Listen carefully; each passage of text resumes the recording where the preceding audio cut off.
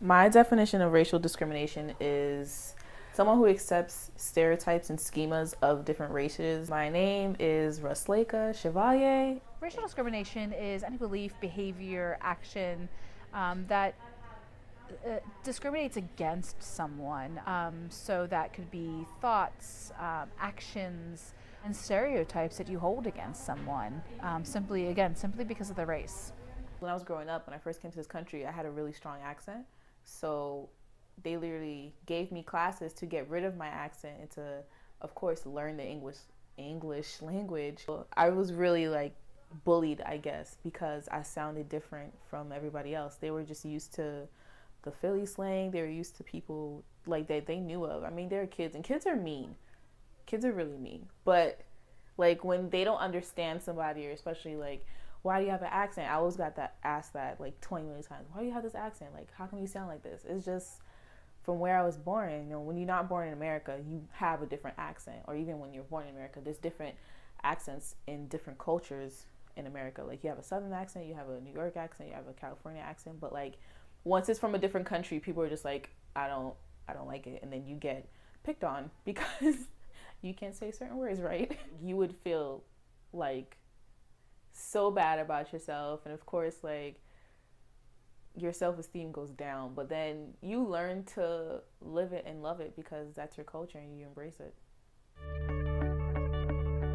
When I got to high school, because it was just like, it's gonna be with me all my life, so like why would I try to fight against it? And it's not like I just came to this country, so it's not like, you know, I have to change for anybody to just feel accepted. From protests on campuses all over the country to hunger strikes and football players refusing to play, specifically at the University of Missouri, racial discrimination is a growing issue throughout the United States. It's important because these things happen every day, especially that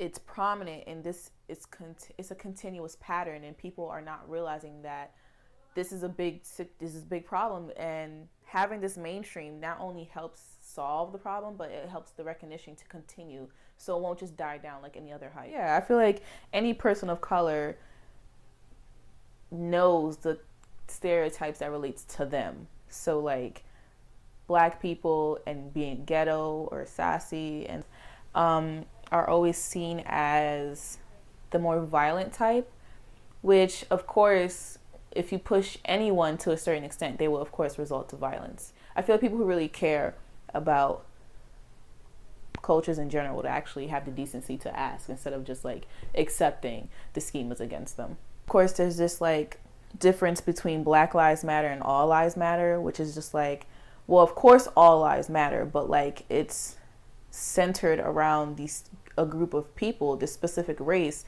that are dealing with it or have been dealing with it for centuries. So of course any life is important, but like if a specific race is being attacked or discriminated against and murdered and beaten, it becomes a problem. Like now that we actually have a movement for ourselves, Black Lives Matter, people are just saying like, well, they're saying that all lives don't matter, which is just of course not the case. BSU, Black Student Union, did a Black Lives campaign in order to support the Missouri University.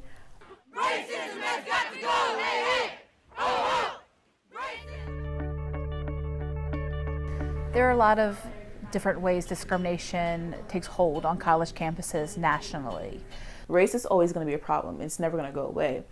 But there's a lot of different ways that discrimination can take place, sometimes without us realizing it because it's so ingrained in our in institutionalized everyday interactions.